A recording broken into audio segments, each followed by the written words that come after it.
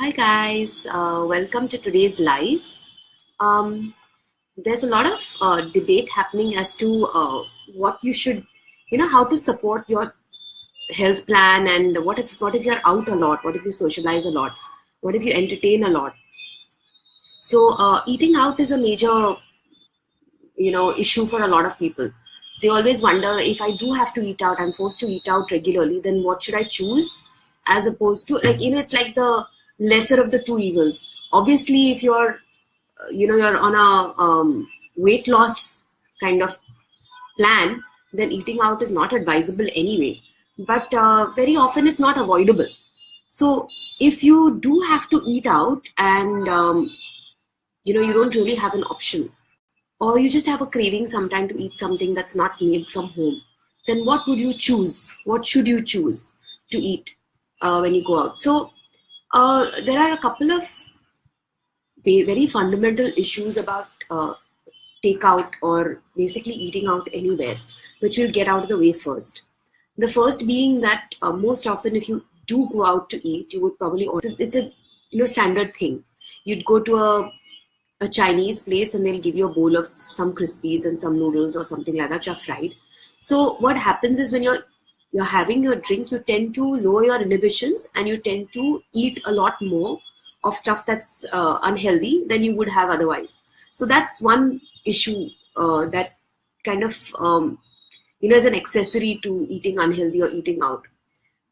The second issue is that a lot of things that you get when you eat out are either deep fried or double cooked. For instance, if you were to eat Chinese food, for instance, a Chinese gravy of any kind, most often the chicken pieces and even the vegetarian pieces actually are deep fried first and then tossed in the sauce. So though it looks like a little innocuous thing containing some vegetable item or something and sauce, it's basically been fried, and then there's an oil added to the gravy as well. So it really ups the calorie content of the item that you're eating. So the choices, though, if you eat out, a while ago used to be quite limited. Now the variety is actually much better. There are a lot of people who have got healthier options and offer healthier options when they're eating out as well. So I would advise that if you really have some knowledge of eating out well, then it will probably help you to make the right kind of choices when you do have to eat out for whatever reason. So I'm going to divide my talk today into how you should eat and then what you should eat. Okay, so how you should eat would include, try and avoid the alcoholic beverages, and along with that I mean the sugary beverages as well. If you absolutely have to have something because somebody else is also ordering a drink, then maybe a glass of soda with a squeeze of lime is a great thing, so that you've got a drink to nurse while everybody else is drinking. See, alcohol is alcohol, and plus the mixers that go with it are completely empty calories. So they're not something that are in any way going to benefit you. They're just going to add to the calorie content and not at all to the fullness or the satiety. So it's just not a very wise thing to consume if you're on a weight loss plan. I generally have a drink of preference. I like to have fresh lime soda with no sugar, just salt. That's my personal thing. So if you want to try that out, you can try that out as well. And if people are drinking, I have a fondness for tonic water without the gin or the vodka. So I often take a little glass of tonic water and squeeze a lime into it, and nobody really asks you what it is that you're drinking, because it looks just like a vodka tonic, but it's not. So it's not the best thing to have, but it's much better than having something, a hard drink with a mixer in it. So you can give those two things an option. Try and avoid the starters, especially the fried ones, if you're eating out, and if you're invited somewhere, especially to some sort of a buffet where there will be snacks being moved around. You can try things like a tikka or a paneer tikka or a shashlik of some kind. Nowadays they have satays on sticks, which are not too bad. The deep fried mini samosas and deep fried spring rolls, etc., please avoid them. They're not at all good for you. And it would be better if you just gave those a skip altogether. Eating slowly, eating carefully is probably a good option. If you rush through your meal, you will end up eating a lot more than you really were intending to. So that especially happens if you're out on some sort of a business dinner and you're chatting with someone and you don't realize what you're eating or how much you're eating. So try and take it very slow. Graze, always graze if possible. These are my 2 tips as to how to eat. Of course, the third one being be wise and be savvy. So if you know a place and the menu is familiar to you and you've picked out a few things that are healthy options on the menu, then try and stick to those. If you're going to host somebody for a lunch or a dinner, make sure to pick a place that is a little lighter in terms of health and calories than a place that's definitely going to be oily and ruin the whole calorie count of your day. So in terms of what to eat, there are reasons why you'd eat out. You probably eat out, one, because you just don't feel like cooking, or you are in an extreme hurry and you have to grab something quick on the go. There used to be a time when fast food was the only option available. It was either fast food or Udupi. Udupi being the lesser of the 2 evils. It's still a good thing to eat if you really don't have any option, and it's cheap too. But if you're going to eat fast food, there are very few things in any fast food chain that are healthy at all for you. So I was actually writing a couple of notes today in order to talk to you guys, and I struggled to find anything on any fast food menu that was of any health value at all.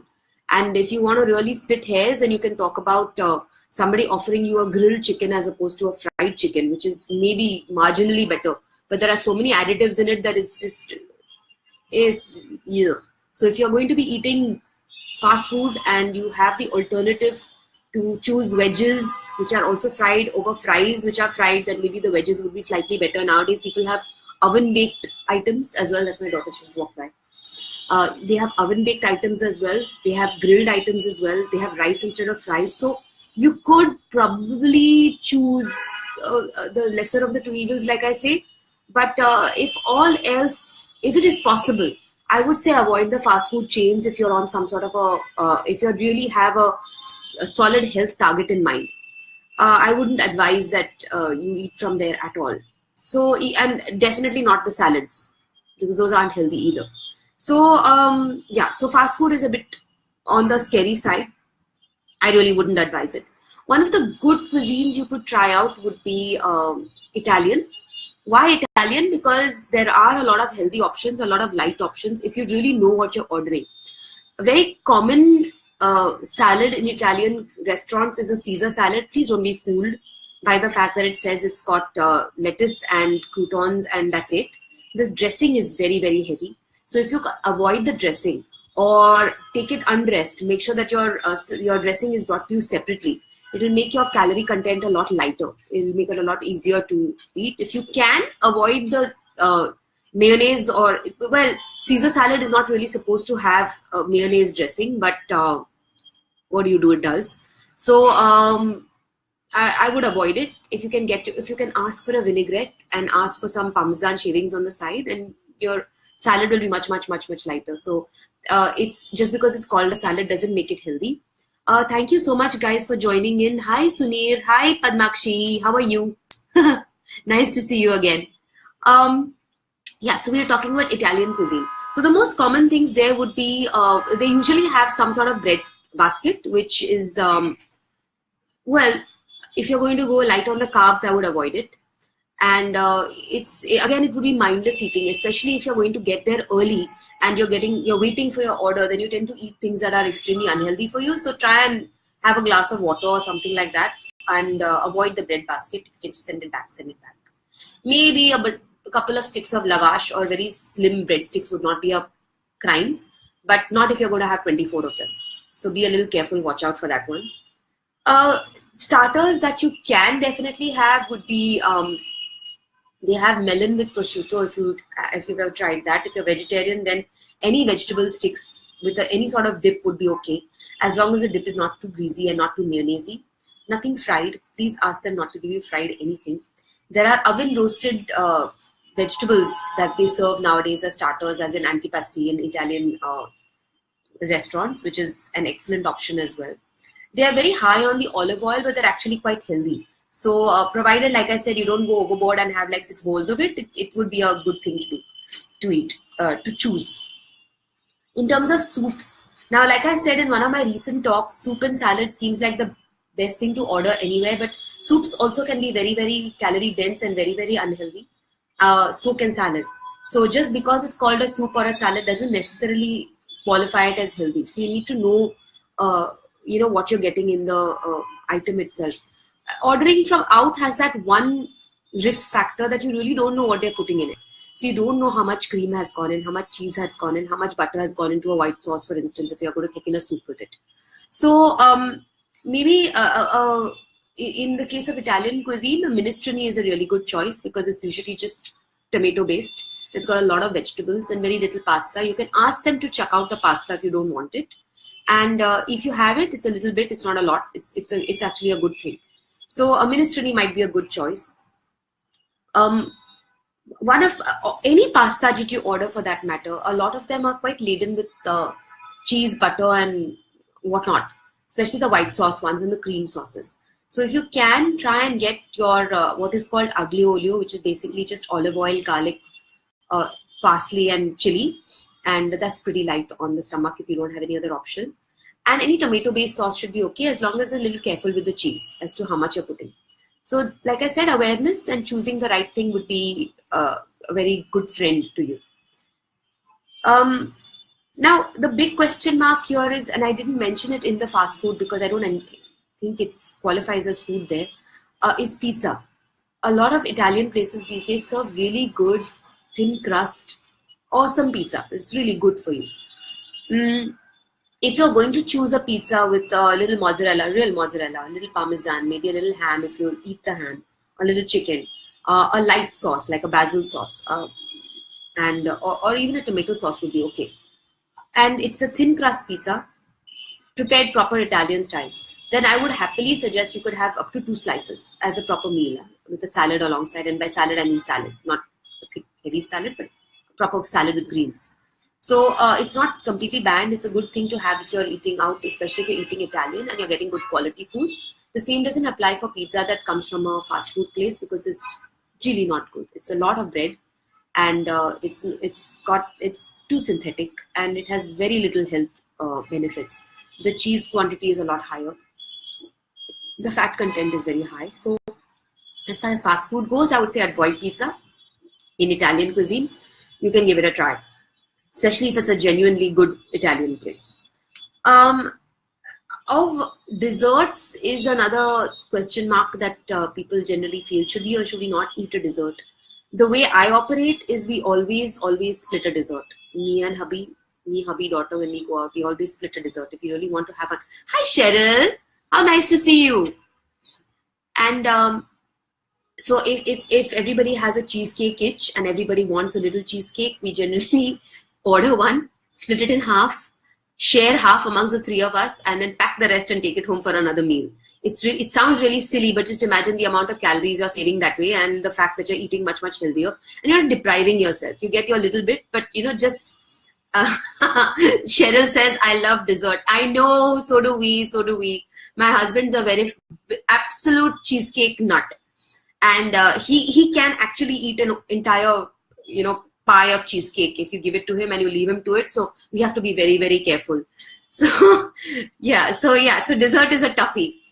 For some reason, people feel that gelato is a better option than, say, an ice cream or a baked pastry. Yeah, on the face of it, yes, it would be probably because it doesn't contain the amount of fat that the other dessert would, but it's pretty high in sugar. It's made basically from flavored sugar syrup.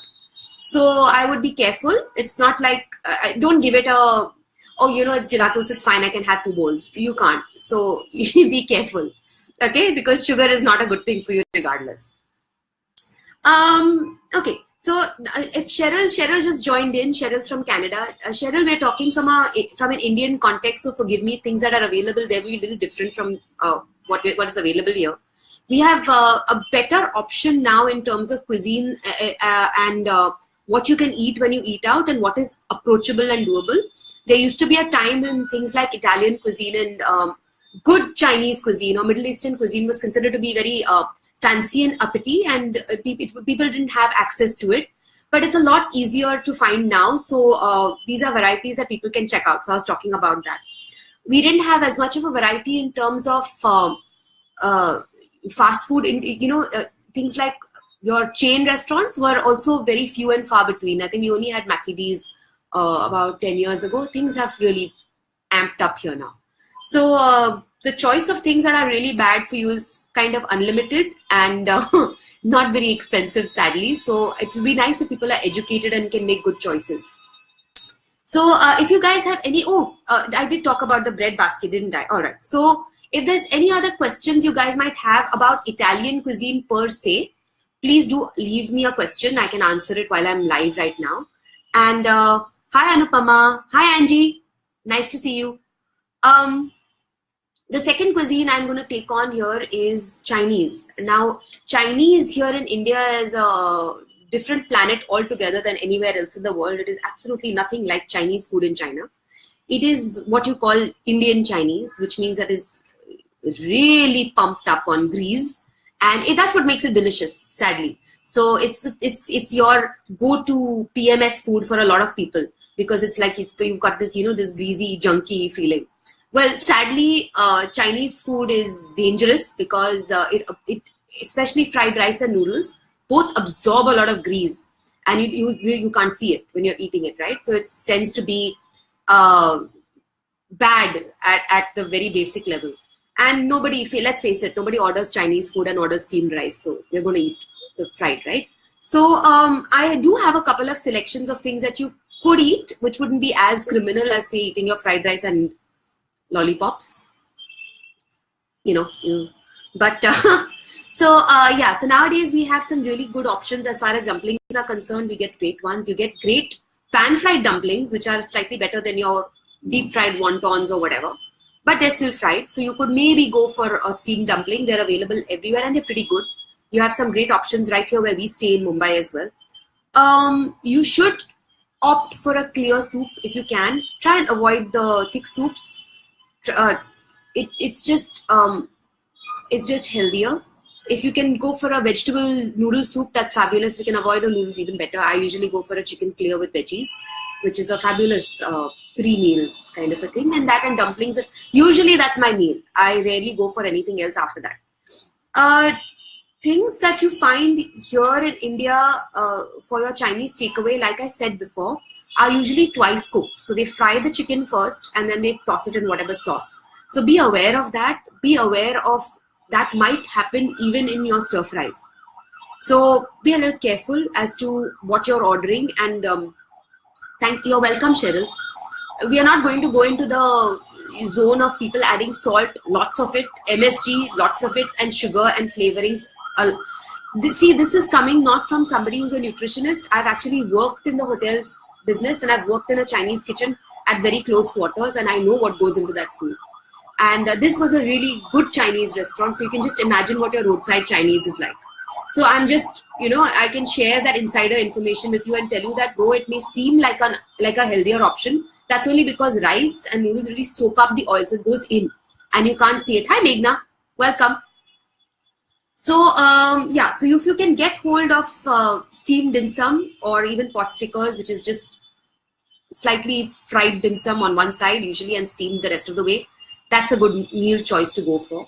If you can avoid the fried rice, I used to choose pot rice over fried rice because I thought that at least the rice was just steamed.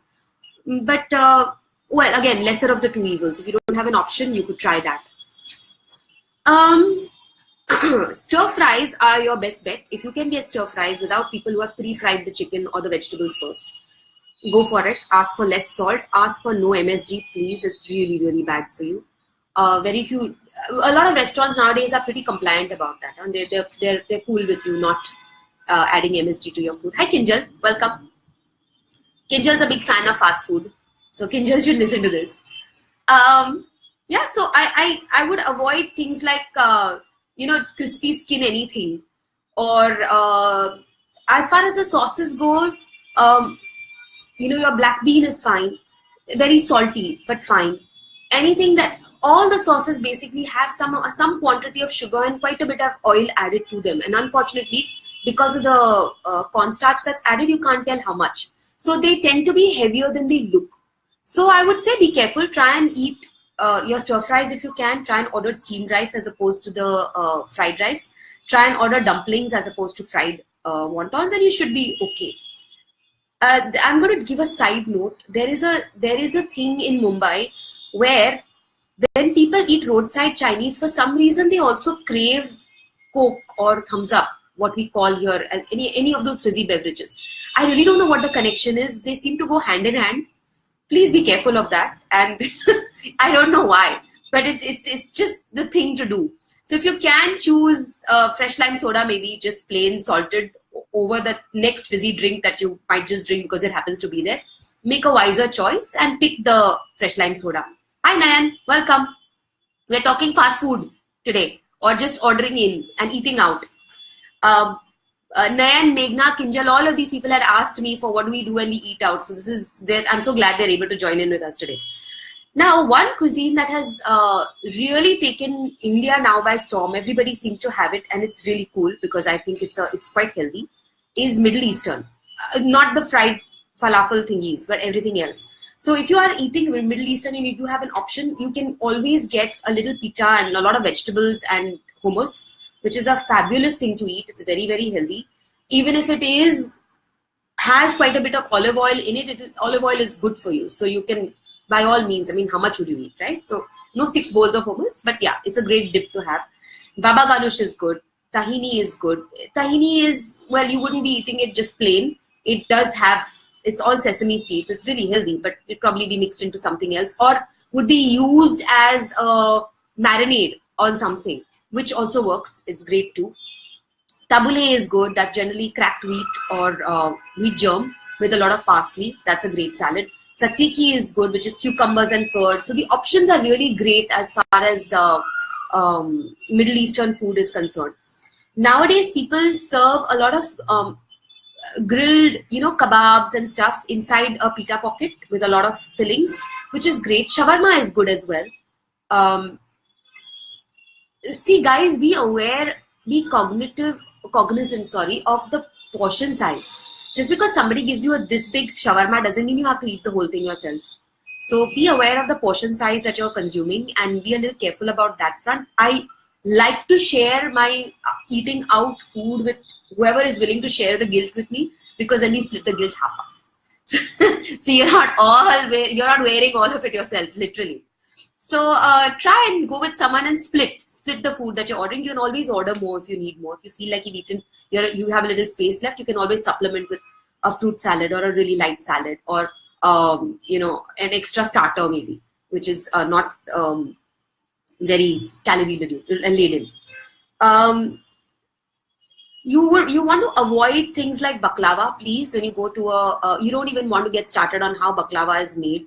Just suffice it to say it's full of honey and sugar, and it's got layers and layers and layers of pastry. And in the layers of pastry, in order to make the layers go like so, each layer has to have fat in between it. So that's your baklava for you. That's your puff pastry for you. That's your anything that goes like so. Your croissants are included in that. So it's not this innocent looking thing that it looks like. You see layers. Please understand that between each layer there is quite a bit of fat. So it's not that fat is bad. We're not going to that zone, but it is definitely very, very heavy. There is this recent development in one of the coffee chains. I will not name it. That you have it's like a croissant sandwich. So you've got your sandwich and it's got a layer. It's got a croissant on top and a croissant at the bottom, and it's just frightening because that's probably like 1,000 calories just there, and that's supposed to be a breakfast item. So I'd be careful. If you can ask the right questions and find the calorie content, if you're going by, see, the most fundamental thing is try not to consume calories that you don't need. So if you can pick a lighter option, do that. Falafels are usually baked, the little chickpea ones. Did I say baked? They're usually fried. If you can baked ones, you get baked ones, wow. I mean, good on you. Difficult. So those are deep fried and those are a little dangerous. So if you're vegetarian, hi Tarveen, she's my niece and she is vegetarian. So I'm sure if there's an option between ordering a pita pocket with something vegetarian, she'd probably go for the falafels. Falafels can be pretty heavy. So if you're going to, maybe you could ask a person if they're going to put 3 falafels in there, they could put just 2 and fill the rest with salad veggies. That could be an option. Ask for extra hummus, ask for extra tahina paste, ask for a pickled vegetable or 2 extra, So it's a lot healthier and you've cut down the fried thing. I don't know. You have to be creative about how you order. And I'm shameless about it now. Like, you will find all us health nuts going to a restaurant and saying, you know what, I would like my coffee but with sugar on the side, so you can put as much as you want, or your salad but your dressing on the side, so you can put as much as you want, and you have control, a little bit of control over what you're, even though you're ordering in. Now, the last cuisine I want to talk about today is Indian. Indian cuisine in India is pretty varied. You eat Indian cuisine at a restaurant if you're going to eat out, that is. And I'm not going to count your average Udupi joint, because that would be the best option. But when you eat out, that's not what you'll be doing. You'll be probably going to a place which will serve you a good biryani, or a dal makhani, or a dal tadka, or naans and kulchas. Guys, though it's familiar, these dishes can pack a massive dose of calories. Massive. You do this twice a week and you're putting yourself on a major setback. Dal makhani is scary. It's nearly half cream, not to mention the butter that goes on top of it as garnish. Same goes for your kulchas and naans. The worst criminals in this setup would be if you were to eat out in in a buffet or a party or a wedding or a reception. And it's just very greasy. Palak paneer eaten outside is much greasier than you would eat at home. There is cream added to it. So I know it sounds really sad coming from an Indian, but I would say avoid eating Indian out, especially if you're on some sort of a health trip. Even the tandoori chicken is much beautifully basted with a lot of ghee. That's what makes it so yummy. But you can ask for it lighter if it is a place that will cooperate with you. And if all else fails and you don't have any other choices, then tandoori chicken would be your best bet. Tandoori anything would still be better than having anything in a gravy, because anything in a gravy is going to contain a lot of cream, a lot of butter, a lot of ghee. Yeah, tawa pulaus, biryanis, bhurjis, don't get me started on our roadside food. Oh yeah, that's an interesting one. I should actually take a separate day for that. What can you eat if you're eating raste ka mal, chapati style? So yeah, we don't want to know how much butter goes into one little dabba of pav bhaji. It's a lot. So be a little careful. You want to try and recreate it at home. You cannot.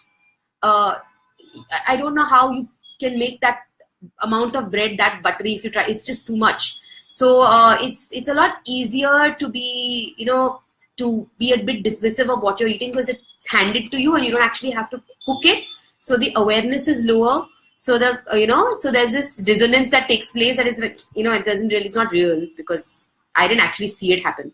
But if you eat out like that a lot, and a lot of people eat out on almost a daily basis, if you don't make good choices, you will really put yourself on a setback as far as your health goes, because there is no way on earth you are burning those many calories. It's not possible. So especially if you have a sedentary job or even a moderately active lifestyle. So and when you're eating Indian, if you're eating desserts, the desserts are pretty scary. So I would avoid those altogether, like literally altogether.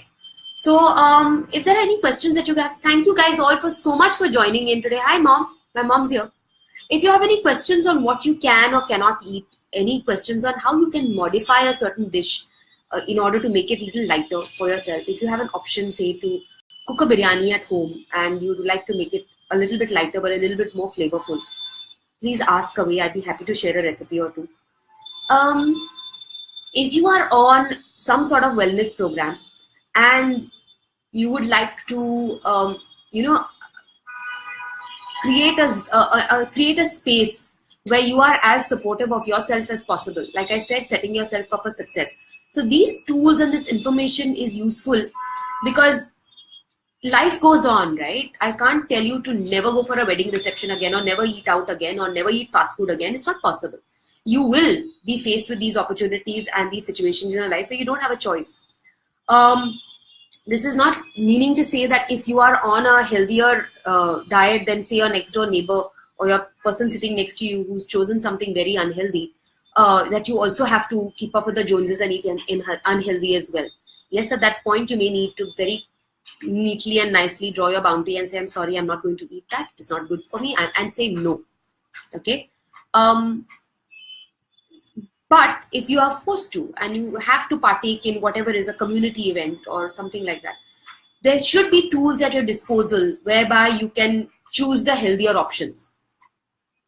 So one criminal here in the Indian market, I don't think you guys might be aware of this, are Sizzlers. On the face of it, they look quite healthy. Huh? They've got, if you don't order the fries also, you've got like rice, you've got your whatever protein on top, and you've got sauce on top of it, and you've got lots of vegetables. And it's a pretty massive portion size. But let me tell you, in order to make it sizzle, on that little black cast iron tray, they have to put about 3 or 4 sticks of butter and then go on the cabbage leaves. And that's what causes the sizzle. And I don't know about you guys, but we eat those cabbage leaves because I love them. So just be aware of what you're taking in. Once I've given you that information, when you go out next, you'll probably choose to order that sizzler, but not on the sizzling plate. That might be a healthier option. You get your sauce, you get your veggies, you get your sauteed cabbage or whatever, but it doesn't have that quantity of fat added to it. So these are healthier versions of what you could probably avoid, but you're not able to for some reason. So if there are any questions, anything that you may have to ask, today's been a longer session. I've talked. I could go on for hours on this one. Actually, I will probably take another day during the week on what kind of chaat or what kind of street side food or what kind of snack items you can eat if you're craving those. I don't really have the time for that today, and it's a pretty long discussion, so we'll do that again sometime. Yeah. So this is my little wisdom on how you can continue to eat healthy, even though you are probably required to eat out sometimes, especially if you entertain people a lot, if you travel a lot, if you work long hours and you don't have any help to prepare any meals for you and you're forced to order in. It happens. Guys, keep it to the minimal. It's difficult, I know. If you could perhaps learn a few skills in terms of simple meal prep, just stir fries, just salad and a dip if you can make by yourself and carry with you. It'll go a long way in making sure that you eat much healthier. And those 100 calories saved today may not seem like a big deal, but they will add up at the end of the year. So if you're not looking for a short-term result, like I always say, there is no short-term fix for anything. There are no magic wands. I don't have one. It's all bits and pieces of hard work built up to create a certain tower that will be the better you, the better version of you. So whatever ingredients you can add to that, whatever Lego piece you can put, this would be one of them. If you have got better tools at your disposal and you are at a moment per moment basis making better choices, then you are going to see a huge shift in yourself and your health in the future. So my contribution would be just to create this little bit of awareness. If you have any other questions and you'd like me to help you out with anything, please reach out. I'm always available. My website is www.supreetisingh.com. All these videos have been posted on my YouTube channel, which is called Supreeti Excellence Coach. Please look at it. It is not Supreeti Singh. It is Supreeti Excellence Coach. Please find that on YouTube. And please like, share, subscribe, whatever you need to. And you can check all my previous talks as well. My purpose behind doing this 21-day routine is not just to take you along on a journey with a diet or a fitness plan. Like I said in the very beginning of this series, that's available online. You can find diet plans galore and you can work out with anybody on your own or online. But it's the motivation and the small little tools that we lack in our arsenal that can help us towards this goal that we have set for ourselves. So if you have joined me on the 1st of January and you're still with me today, thank you for being here on this journey with us. Hi, Pinky. That's my sis-in-law who's joined in now. Please do watch things. This is useful to everybody. So if you've stuck with it throughout, please stick with me till the 21st day as well. There are more tips that I will be giving you during this week that are actually practical, usable, doable tips. Not just your, basic, eat fewer calories and exercise more. Everybody knows that, but for some reason, everybody doesn't do it.